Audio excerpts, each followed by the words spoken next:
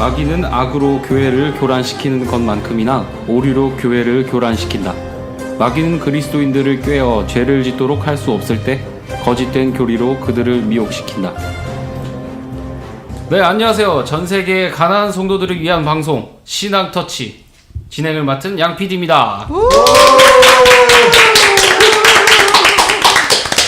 네, 오늘 많은 패널들께서 함께 하셨는데요. 먼저 우리 조나단님부터 돌아가면서 소개해 주시기 바랍니다. 네, 지난 15년 동안 선교지에서 이리 뛰고 저리 뛰던 조나단이라고 합니다. 얼마 전까지만 해도 여기저기 그 무속 세계를 두루 섭렵하며 다니면서 무당도 결국 신 실는 걸 포기한 작두누님입니다. 안녕하세요. 42년째 교회 오빠인 아저씨가 된 교회 오빠입니다. 반갑습니다. 안녕하세요. 교회에서 크고 자라서 아주 오랫동안 헌신되고 달고 다른 모태신앙 모태집사입니다. 안녕하세요. 중국에서 온 그래서 많은 나라를 돌아다니면서 모든 선지자들의 양발을 쪽쪽 빨아먹으면서 성장하고 있는 빨대 집사입니다.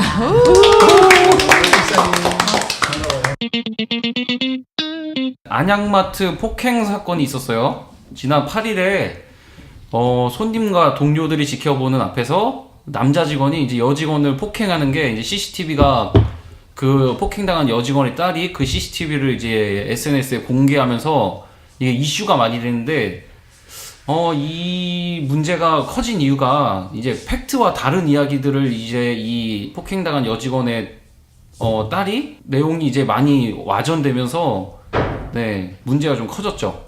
이 문제에 대해서 한번 다 같이 얘기해 보도록 하죠. 교회 오빠? 네네. 언제나 저기 친구들이랑 얘기할 때 하는 거지만 사실은 사람들의 눈에나 귀에는 팩트는 중요하지 않아요. 사람들 눈에 귀에는 자극이 중요하죠. 보는 앞에서 물건을 던지고 뒤통수 때리는 거 봤는데 누가 봐도 남자가 여자를 때렸으니 여자가 분명 피해자고 여자는 당한 거고 남자는 나쁜 놈이고 남자가 훨씬 더 덩치가 크고 얼마나 자극적이에요. 요즘 같은 세상에 여자들이 당하고 있는 그런 세상에 그런 화면들 보여줬고 거기에 덧붙여서 그 양념이 뿌려진 게 뭐냐면 그 맞은 여자분의 딸이 성추행을 했다라는 의혹이 있다까지 얘기를 하면서 일파만파 커진 거죠. 근데 이제 경찰이 조사를 하니까 그 내용이 바뀌게 된 거죠. 네. 그 내용이 어떻게 바뀌었죠? 그 분이 지적 장애를 앓고 있었어요. 지적 장애를 좀 앓고 있었는데 배달하시는 남자분이었는데 그 여자분이 개인적으로 그분을 되게 싫어했던 모양이에요. 그러니까 다른 마트 직원들은 여자 캐셔들은 이 배달하시는 분이었는데 배달 물건을 한 번에 딱 담아서 그 집 주소지랑 영수증을 딱 첨부해 주잖아요, 이렇게요. 근데 요 여자분만 여러 번에 걸쳐서 물건을 품목을 누락시킨 거예요. 누락시켜가지고 이 사람이 배달을 갔다 오면 이거 배달 안 됐네. 그래서 다시 또 가게 만들고. 그래서 여러 번 이 남자분이 이 캐셔분한테 그렇게 하지 말아달라고 자기를. 근데 이제 이분이 지적장애를 약간 앓고 있어서 이분이 이제 여러 번 이분을 좀 이렇게 비아냥거리고 그랬던 모양이에요. 근데 그날도 마침 그 품목을 빠뜨려가지고 배달을 갔는데 다시 또 와서 또 가게 된 케이스인 거야. 그래서 이분이 화가 나가지고 물건을 집어던지고 화를 내는 거죠. 그러니까 그래서 자기가 화를 내고 그분을 이제 머리 뒤통수를 쳤죠. 쳤는데 그 부분은 자기가 잘못했다 얘기를 하더라고요. 근데 이제 그 지속적으로 그 여자분이 그 지적장애를 앓고 있는 남자분에 대해서 안 좋은 일들을 좀 이렇게 마트 안에서 했다고 이제 같은 동료분들도 증언을 하시고 그렇게 해서 이제 상황이 완전히 반전이 된 거죠. 사건이. 일단 여기서 잘못된 팩트 딱 세 가지가 있어요. 그 딸이 주장했던 건데 이제 남자 직원이 여직원한테 지속적으로 성추행을 당했다. 이게 잘못된 팩트 1번이고요. 두 번째로는 보면은 이제 CCTV 보면은 약간 옆을 쳤어요. 근데 폭행으로 턱뼈를 다쳤다. 이게 두 번째 잘못된 팩트. 그리고 주변 직장 동료들이 폭행당하는 모습을 방관했다. 이게 세 번째 잘못된 팩트예요. 여기에 대해서 한번 또 얘기를 한번 같이 해주시겠어요? 난리가 났었대요. 그 마트에서 전화가 하루에 2,000통 넘게 왔대요.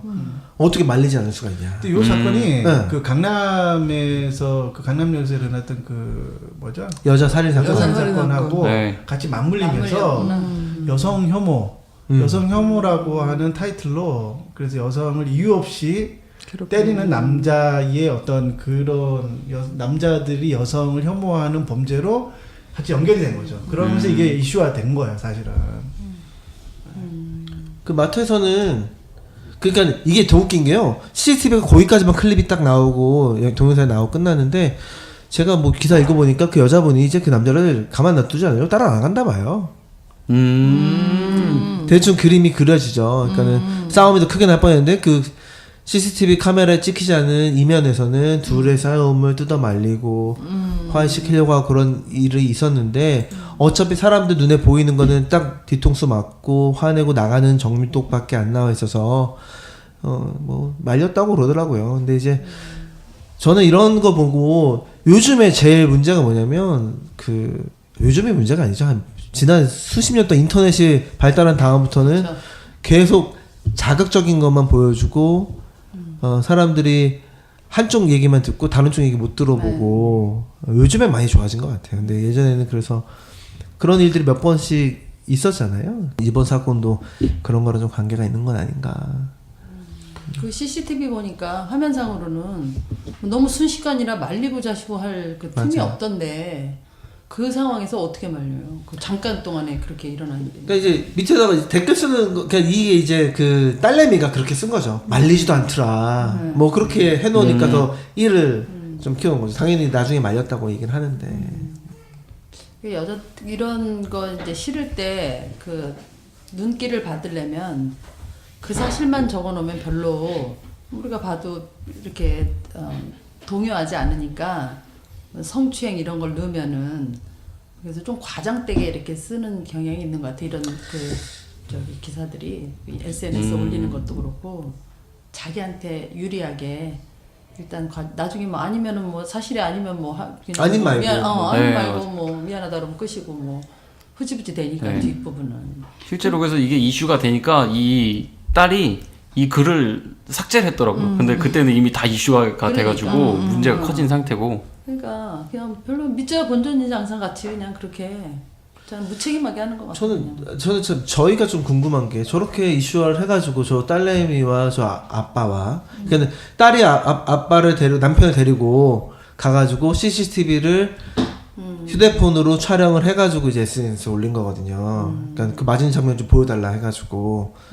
근데 그렇게 해가지고 그 지적 장애인한테 뭐 얻어먹으려고 했는지 아니면은 말리지 않았다라는 얘기로 이슈화를 해서 그 마트에서 뭔가를 이렇게 빼먹으려고 했는지 뭐 그런 좀 금전적인 이유가 있지 않았을까. 그러니까 그러지 않고서야 그렇게 할 필요까지는 없었는데 이게 뭐 그 지적 장애인이 때린 거는 당연히 이거 처벌을 받을 거예요. 때린 건 처벌 받을 건데 그거 말고 뭐 성추행을 했다던가 뭐 그런 이야기에 대한 거에 대해서 뭐 무고죄 때문에 역으로 고발하거나 그럴 수도 있는 사건이기 때문에 좀 생각이 좀 좁지 않았는가. 그런 그리고 생각이 이 좀- 기사에서 그 지적 장애인을 왜 이렇게 강조하는지 모르겠어요. 일반인도 그렇게 할 수 있는 건데 꼭 지적 장애인을 이렇게 하면서 얻으려고 하는 그게 뭔지.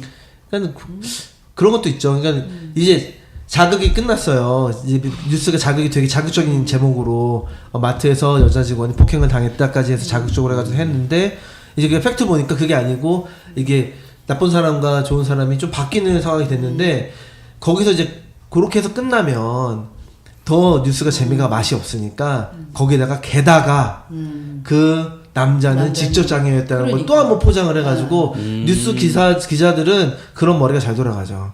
두 번째 기사를 낼 때 또 한 번 그러니까. 또 한 번 자극을 하나 더 주자. 그래서 그 사람 내병변 5급. 그러니까 한마디로 중풍이 있었거나 잠깐 쓰러졌다가 일어난 사람들, 그런 사람들은 지적 장애라기보다는 약간 내병변이라는 거는 뭐 머리 다쳤거나 그래가지고 한번 뭐 중풍 있었거나 뭐 그랬던 사람들일 가능성이 높은데 그런 거를 또 한 번 함으로써 또 한 번 자극을 준 거죠. 그러면 이제 어떻게 되냐, 사람들이 이쪽에서 물타기를 해가지고 이쪽으로 다 넘어와가지고 이제 그 여자분들 막 욕하는 거죠. 처벌은 그 남자 받을 거예요. 그 남자 그러면 안 되거든요, 사실은. 그렇죠. 네, 때리면 안 되는 거고, 안 되니까. 법적으로 봤을 때 그 남자 잘못이긴 한데, 이제 사람들은 이제 우르르 몰려서 이쪽으로 가는 거죠. 이제 그 여자와 가족들이 잘못했다.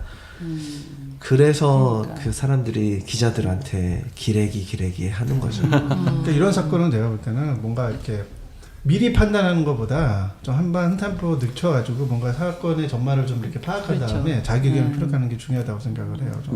그래서 이런 사건을 볼 때마다 느끼는 게, 이 인터넷이 발달하면서 개인의 어떤 판단의 주체로서의 개인이 있잖아요. 그러니까 개인이 이 사건들을 판단하는 주체로서의 이런 것들이 더 부각되고 그런 것들이 더 심도 있게 필요하고, 왜냐하면 기자들이 우리의 판단을 안 도와줘요. 자기 밥벌이 아니라고 너무 바쁘기 때문에. 그렇죠. 그러니까 우리가 애써서 찾지 않아서 이것에 대해서 뭔가 자료를 찾고 사실을 알고자 하는 이런 노력을 안 가하면은, 그러니까 판단의 주체가 될 수가 없는 거죠. 휘둘려지는 그런 어떤 그렇죠. 상황이 되니까. 사실만 이렇게 전달이 되면 보는 사람 자극이 없는 것 같잖아요. 자극이 없는 것 같고 또 기자의 어떤 그 감정이 포장이 되지 않으면 그게 우리가 받아들이는 입장에서는 어떤 자극적인 게 덜하고 그러다 보니까 뭐 이런 사건을 통해서 저는 제가 볼 때는 개인이 좀 이렇게 팩트를 찾고자 하는 노력, 그러니까 한 개인이 스스로 판단을 내리기 전에 한 템포 늦춰서 뭔가 판단을 내리는 주체로서의 그러한 역할을 해야 된다. 왜냐하면 누구든 다 댓글을 달 수 있고 페이스북에 이 사건을 올릴 수 있지만 이렇게 반전에 반전을 거듭하게 되면은 계속해서 휘둘리게 되거든요. 그렇게 되면은 나중에 그 사람은 좀 뭐랄까, 이 사회에서 일어나는 자체의 어떤 일들에 대해서 불신하게 되잖아요. 뭔가 너무 불신이 쌓이니까 제가 볼 때는 각 개인이 좀 이렇게 이 팩트 자체를 찾고자 하는 노력을 좀 해서 좀 판단을 좀 바르게 하는 그런 어떤 사회적인 어떤 그런 좋은 역할을 하지 않았나, 이 기사가 이번에 전체적으로 그런 생각을 합니다.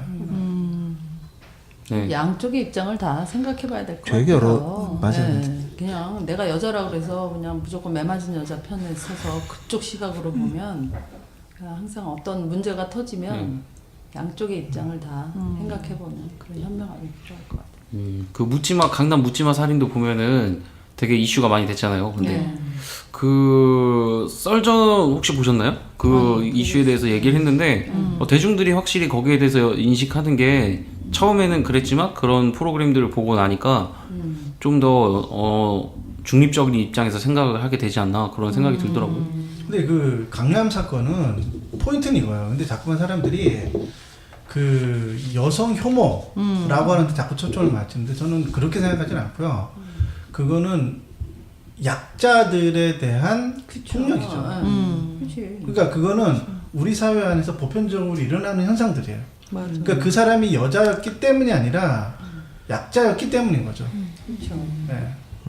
약자였기 때문에 구격을 한 거지. 그러니까 아동 폭행이나 그런 어떤 지적 장애인도 마찬가지죠. 그 지적 장애인도 지금 저번에 한번 기사가 났었는데 미용실에 갔었는데 네. 뭐 요금을 엄청나게. 이상하게 엄색해놓고 네. 50만 원, 60만 원씩 70만 원. 요금 청구를 하고 막 그랬다 그러더라고요. 근데 그런 일들이 가능한 게 그러니까 폭행이든 살인이든 사기든 그런 게 그 당사자들의 사회적 약자이기 때문에. 근데 그 약자들을 그렇게 해도 된다라고 하는 그 본능에 충실한 사람들인 거죠. 그러니까 그 우리가 봐야 되는 포인트는 거기라는 거죠. 그렇죠. 본능에 충실한 사람이라니까 화가 좀 나는데 본능에 충실하면 사람은 아니에요. 아, 그래요? 예. 사람은 절대로 그렇지, 본능에 충실할 본능으로, 수가 없어요. 그렇지. 그러니까는 사람은 교육을 받고 자기가 절제할 줄도 알고 그랬는데 이제 그 사람들은 이제 본능에 충실한 생명체인 거죠. 예. 그러니까 내가 그 사람이 그 화장실 앞에서 기다리면서 지나간 사람들 보면 자기보다 힘세 보이고 자기보다 좀 강해 보이는 사람들은 다 보냈어요. 예. 그리고 딱 약해 보이는 사람이 있으니까 그때 공격을 한 거거든요. 동물이 사냥하는 거랑 뭐가 달라요. 근데 그 남자가 정상인은 또 아니었잖아요.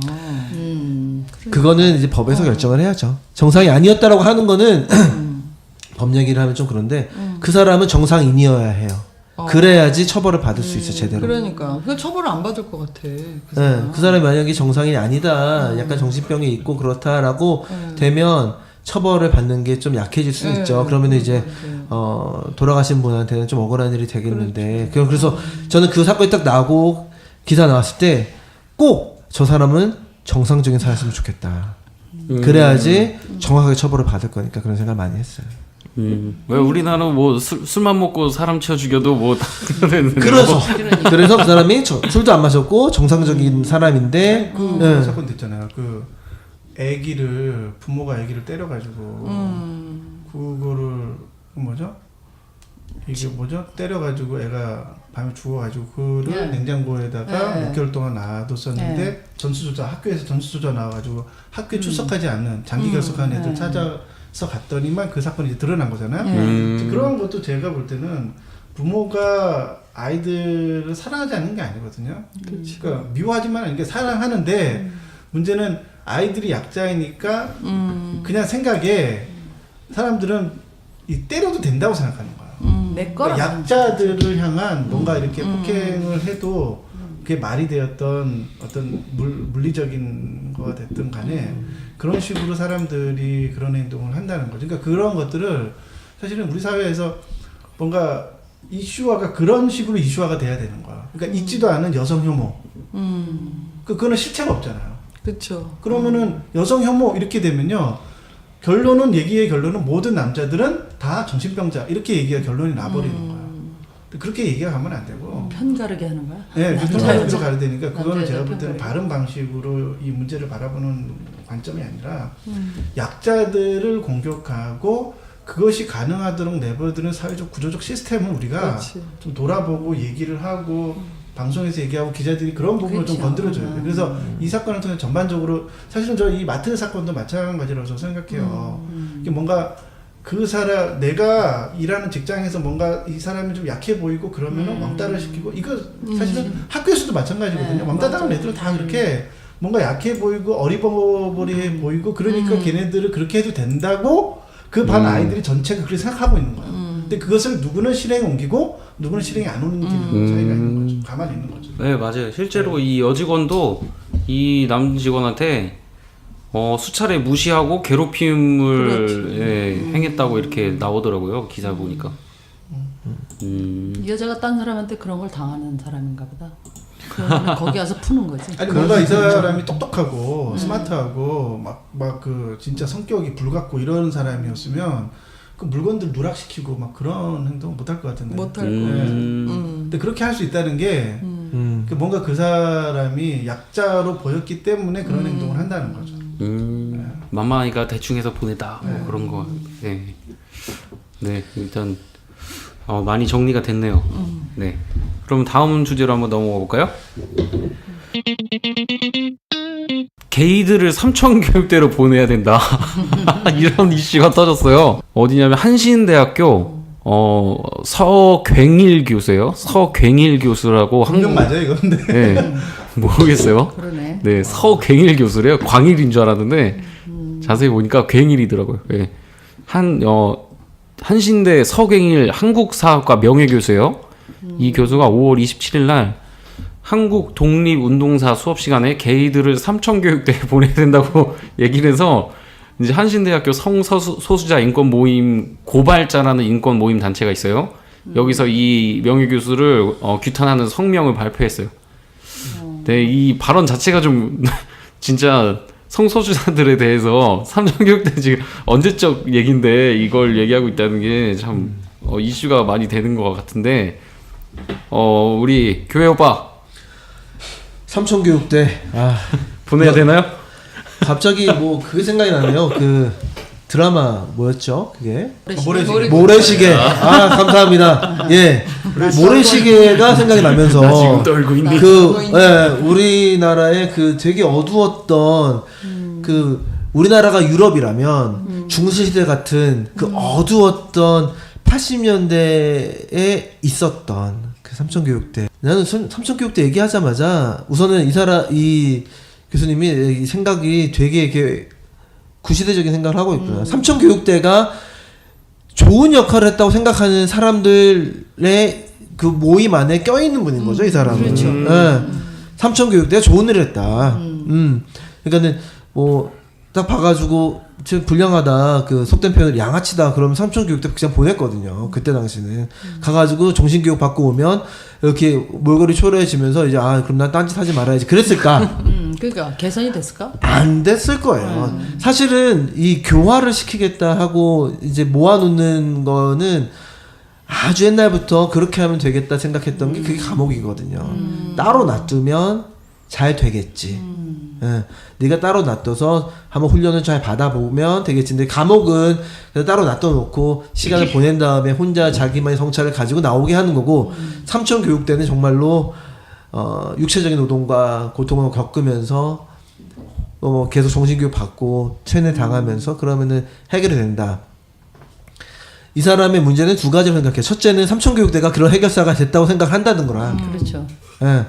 두 번째는 이 개인 문제에 대해서 접근 방식을 어린아이들 회초리 들고 때리면 말 듣는 것처럼 그런 식으로 이제 접근을 했다는 게 이제 이 교수의 문제가 문제라고 생각을 해요. 근데 저도 동의하는 게 앞에 내용하고 약간 이어지는데요. 그러니까 이분의 생각은 정부라고 하는 이 집단 공동체가 힘이 있잖아요. 그 힘을 사용해서 개이들을 폭력을 가하는 거죠. 공동체 삼천교육대라는 데를 만들어서 폭력을 가해서 개조시키라는 거예요. 그게 합리적인 선택이고 합리적인 방법이라고 생각하는 거예요.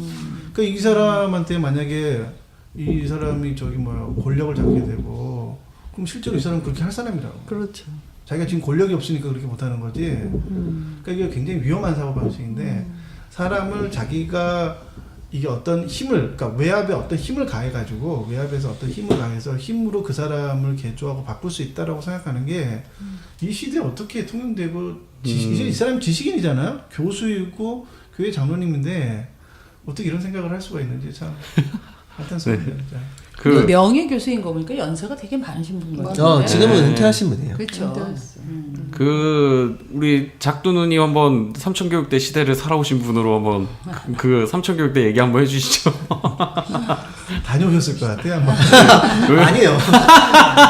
그러진 않으니까 막 놀래서 기침이 나고. 요즘 젊은 세대들은 잘 몰라요. 삼천교육대 어떤 데인지. 그렇구나. 네.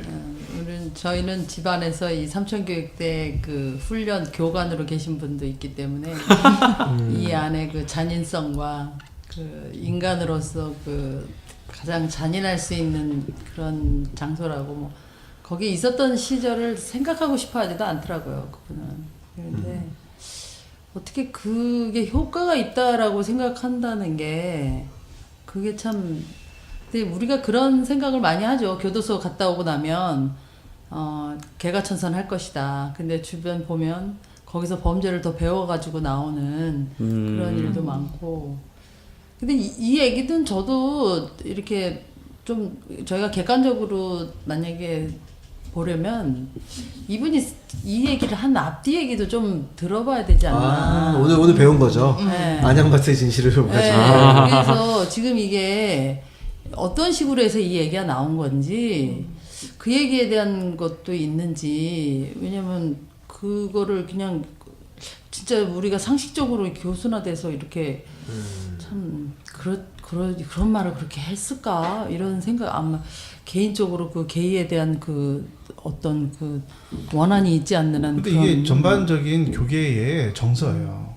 그러니까 교계 안에 있는 대부분의 목사님들과 어른들이 게이들과 성소수자들을 바라보는 관점인 거죠. 그렇죠. 물론 굉장히 소수의 사람들이 그럼에도 불구하고 그들을 사랑하고 아끼고 뭔가 이 연민의 정을 가지고 봐야 된다라고 하는 분들은 굉장히 소수고요.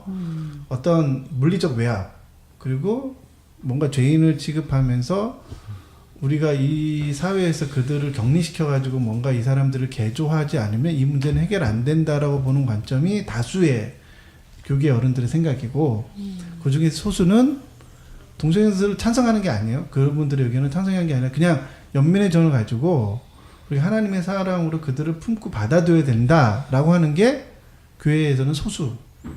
근데 그렇죠. 교회 안에서 이렇게 대부분 사람들, 그러니까 집사님들 얘기를 들어보면요, 이게 그 동성애자를 어떤 식으로 생각하냐면 그 난잡한 성행위를 하는 사람들 이런 식으로 생각하는 사람들이 거의 많아요. 특히 나이 든 사람은 더 그렇고. 그러니까 그 동성애자가 정말 어떤 건지를 정확히 알지 못하는 그 무지에서 이렇게 되는 게 아닌가 싶어요. 그러니까는 왜 무슨 동성애자법 통과시키자 뭐 그런 얘기 나왔을 때 교회 안이 제일 시끄럽잖아요. 반대해야 되는 이유를 설득하러 다니는 사람들이 그때 이제 서명을 받는데 그걸 반대하는 서명을 받는데 왜 반대하냐 이러고 물어보면요. 그런 얘기를 하더라고요. 근데 그게 다 먹히는 거야. 그냥 사람들이 아 그래 이렇게 성적으로 문란한 걸 막아야 돼.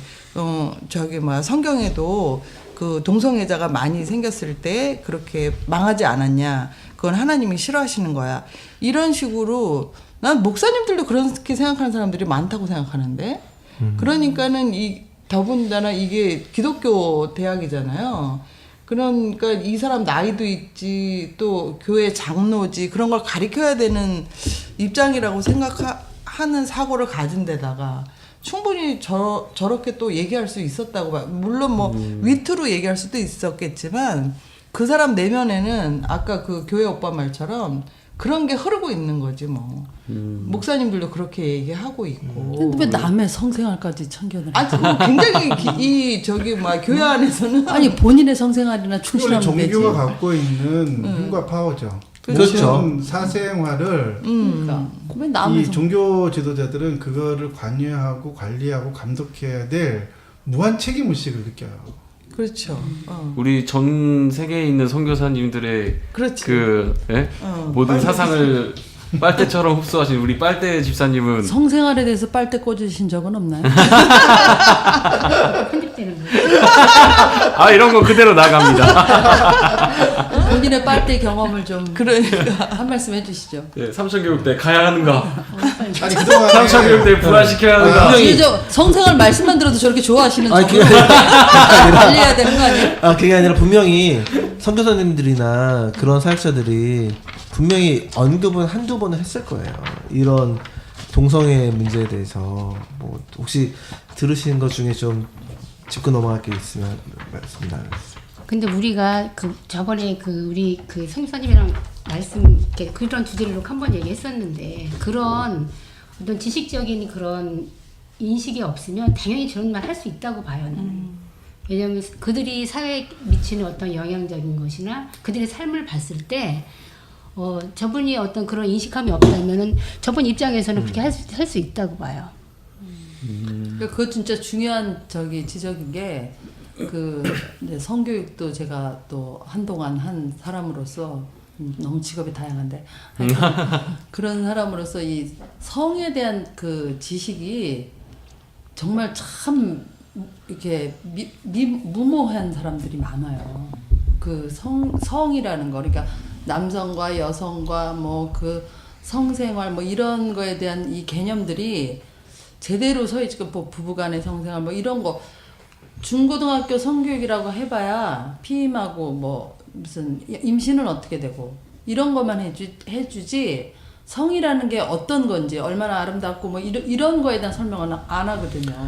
우선은 성교육이 그러니까 아까 잠깐 제가 잠깐 울컥했던 게 뭐냐면 그 동성애자들이 문란하다라는 개념이 먹힌다는 거예요. 사실 양성애자들도 그러니까 우리 같은 이성애자들도 본인 얘기예요? 아니요. 우리 같은 이성애자들도 문란할 수 있어요. 맞아요. 그리고 문란한 사람들이 되게 많이 있고 바람을 폈느니 뭐 간통죄를 없애야 된다 안 없애야 된다. 만약에 그 동성애자한테 돌을 던지는 사람들은 간통한 사람들한테 똑같이 돌을 던져야 되는 거고. 맞아요. 예. 그러면 성적인 거에 대해서 보는 것들이 전부 다 이제 교회에서도 그렇고 아까 성경 얘기하는 것도 그렇고 이 성이라는 거를 더럽고 문란한 거다라고 인식을 딱 심어 놓으면 이게 바닥에 깔아 놓으면 그거에서 헤어나올 수가 없어요. 맞아요. 그러니까는 뭐 성생활은 성이라는 말은 지저분한 거다라고 하니까 게다가 그 성이라는 게 지저분한 건데 게다가 동성애는 얼마나 지저분하겠냐. 그러니까는 동성애는 안 된다. 뭐 그런 식으로 이제 접근을 하는 거죠. 네, 그래서 뭐 사람들의 인식이 그런 식으로 접근해서 아예 근본적인 것부터 좀 이렇게 좀 뒤집어 놔야 될 것 같은 생각이 좀 들어요. 그러니까 한번은 우리 동성애 문제만 가지고 한번 한 장시간의 토론을 좀 한번 해야 될 것 같기도 해요. 근데 오늘 좀 이 부분을 얘기하면서 좀 범위를 좀 좁히고 싶은 게 저는 이 부분을 좀 말하고 싶어요. 그러니까 그러니까 동성애자들이 우리의 사회 안에서는 사실은 소수이고 약자들이라는 거죠.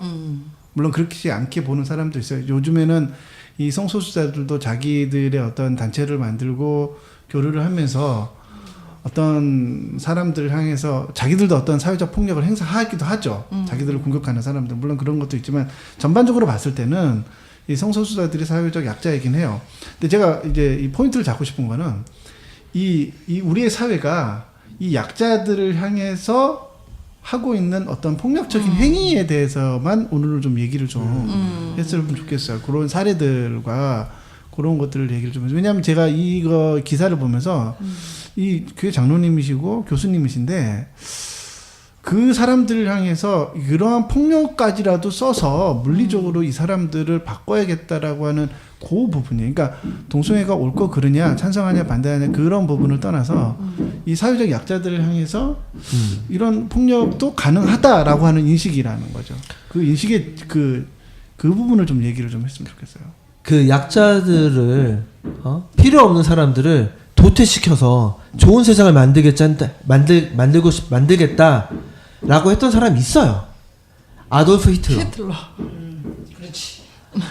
그 사람이 뭐 때문에 그렇게 된 거냐면요. 찰스 다윈의 진화론을 읽어보고 아 그래? 요거를 고스란히 세상에 가지고 오면 도태자들을 도태시키면 좋은 유전자들만 남아서 좋은 세상을 만들 수 있겠다 생각해서 했던 게 나치가 한 거예요. 그래서 백인들 중에서도 걔네들 금발에 파란 머리에 애들만 게르만 계속 모아놓고 흑인들 탄압하고 유태인 탄압하고 이게 실패된 게 되게 오래됐는데 사람들은 인간은 그런 재밌는 얘기 있잖아.